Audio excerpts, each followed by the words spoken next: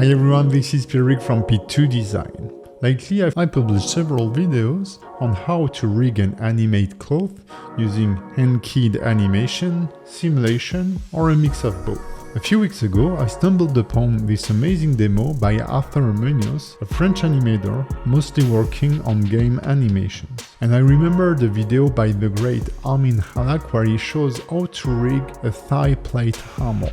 And I immediately thought that I could combine this technique with some dynamic bone to create the same effect. Before we dive into the tutorial, I'd like to wish my friend Doug Reinhardt a happy birthday and let you know that he's running a special discount for a month on all his awesome courses at cgboost.com. If you follow the affiliate link below, you will also support me and my channel. Finally, if you enjoy my content, please give it a like, drop a comment. That's really the best way to help me grow the channel. Let's dive into the tutorial now.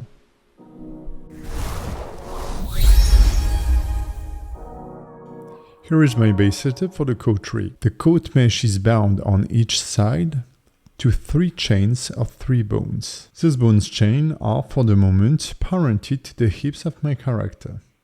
The base motion of those bones will be driven by the leg bones. So I'm selecting the deformation bones of the legs and I will press Shift H to hide everything but them. Note that I'm using the Bone Layer Manager by my friend Finn that works with the latest version of Blender. While it's a free add-on, it's invaluable, so please consider donating a little something to Finn to support him. I will press Tab to enter edit mode and I will duplicate the selected bone and scale them up. These bones are going to be our reference bone. I just want them to follow the location and rotation of the current leg bones that we'll eventually use to drive the base motion of the coat. Switching back to pose mode, we can see that those bones already have a constraint because I created them duplicating the deformation bones, and those bones already had a constraint and the newly created bones inherits the constraint. I will clear the constraint by pressing Ctrl-Alt-C. From there I will first select the leg bone, then the reference bone, and I will press Ctrl-Shift-C to add a new constraint and add a copy location and copy rotation constraint. Now our reference bones will follow our leg bones. Using the Bone Layer Manager, I will move those bones onto the same layer as the coat bones. You just need to have them selected and click the round icon here. I will hide the coat bones and we can start building the coat mechanism. What we want is to trigger the rotation of the base bone of the coat based on a rotation threshold of the leg. The other bones of the chain will then be dynamically animated. Before going further, note that all the bones have the same role. They are kind of aligned. If it's not your case, you can easily fix this by going into edit mode, select all the bones you want the role to be recalculated, and then make the bone with the correct role active. Press Shift N and choose Active Bone. Now all my coat bones have the same role as the leg bone or our reference bone. We first need to create our target reference bone. So I will select my reference bone. I will press Shift D to duplicate them and scale them down. Note that symmetry is enabled on my editing. Now what I want to do is to offset those bones along their y-axis. To do so, I will switch space to normal. Now I can press G then Y to offset the bones.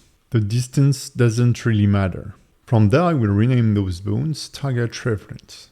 Make sure, whether by using symmetrize or by simply renaming both bones, that both bones have the correct prefix .L and .R. Now we will parent those newly created bones to the corresponding rotation bone. Since symmetry is activated, I just need to do this on one side and Blender will automatically do the same on the other side. When I switch back to pose mode, we can see the bones offsetting their position, because they have kept the constraint of the bone they were duplicated from. As before, we can clear the constraint with Ctrl-Alt-C. Now that we have our target reference, we need our target bone. So I will simply duplicate those bones and scale them down and rename them rotation target. And these bones need to be parented to the hips of our character, as we are going to compare their position with the position of the reference bone. To quickly parent them to the hips bone without searching for the bone, I can select my leg reference bone that is already parented to the hips and copy the parent name by hovering over it and pressing Ctrl C. Now I can select the target bone and paste the name of the parent.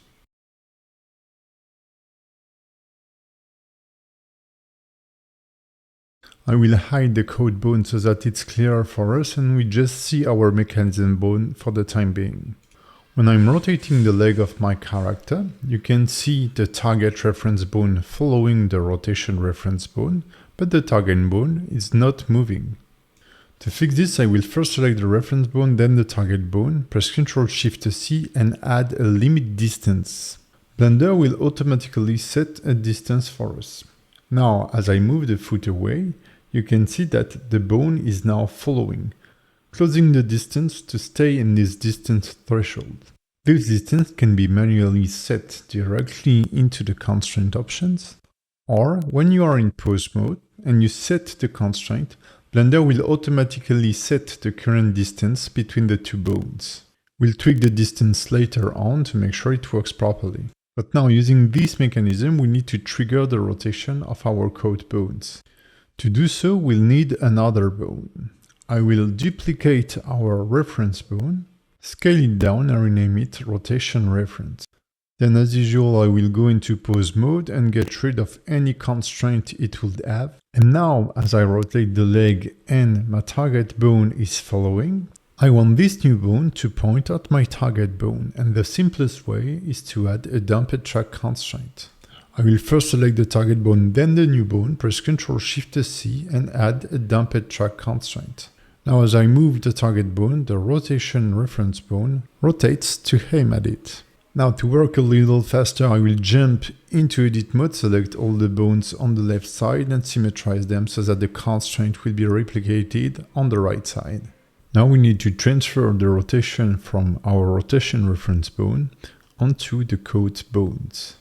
To do so, I will simply add a copy rotation constraint from our reference bone to the coat bones. I will switch the target and owner space to local space and change the mix mode from replace to before original.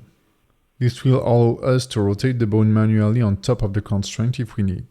I will now select the other coat bone, make the one with the constraint active, go to pose, constraint, copy constraint to selected bones. Now as I move my foot controller and the leg rotate, as soon as I reach the threshold, the coat rotates. You can adjust the rotation behavior by slightly offsetting in edit mode the position of the target reference. You should combine this fine tweaking with the limit distance value until you get a fake collisions that feels natural. From there I will enter edit mode, select all the bones on the left side, right click and symmetrize everything. From there I can test the rig behavior loading a walk cycle animation. You can learn how to create this cycle in my live course. And now we will add some bone dynamics on top of it. If you want to learn character creation, rigging and animation and take your skill to a professional level, you will find extensive and top-rated Blender courses on P2design.com. Hundreds of professionally edited videos shipped with all the models, rig and Blender files. For the first test, I will be using the add-on called Bone Dynamic Pro. It's a very complete add-on when it comes to bone dynamic. That's perfect to quickly create follow-through animation and believable collisions. It's shipped with ton of options, and there is also a lead version that is free if you want to test it before buying the add-on. I will add both links in the description. I'm not affiliated, but from what I've tested so far, this is the best add-on. Before I apply it to my character, I will switch the rotation mode to Euler. It will be easier for me to clean the animation than using Quaternion. So I will select all the bones in pose mode, press Ctrl R and switch to Euler. From there I can select the second and third bone of the bone chain and open the Bone Dynamic tab. Now I can click Add Bone Dynamics and it will create a constraint on those bones. The add-on uses a simulation on a temporary mesh that is then applied to the bones. You need to be playing the animation to see the result. The result is a bit too stiff, so I will simply reduce the stiffness to 0.2. And now it already looks very convincing. The add-on has a lot of function and is pretty flexible, and you also have already existing presets. Just experiment with it and check out the creator's YouTube channel. I will now convert the simulation to a baked animation by clicking the Bake Animation button. Now the constraints have been removed, but I still have my animation.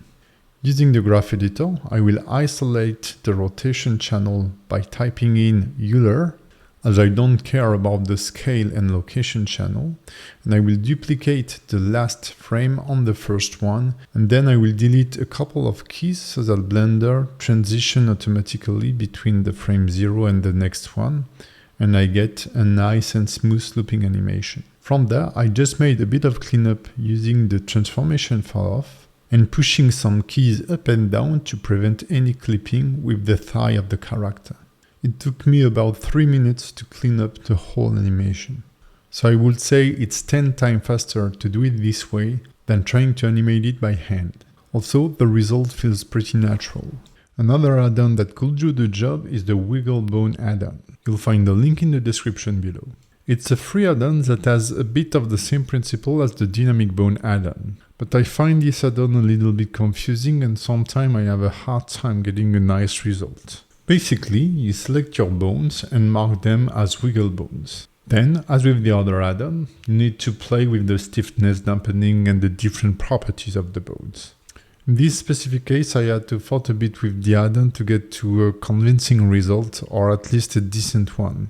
I tweaked the value a lot and I was having a hard time seeing sometimes the difference or having subtle differences between the different tests. I eventually ended up with this result, which is decent but not as convincing as the previous one. And from there, you can also bake the Wigglebone animation and clean it up as we did before. I hope this tutorial was helpful to you, and I will see you very soon in the next one.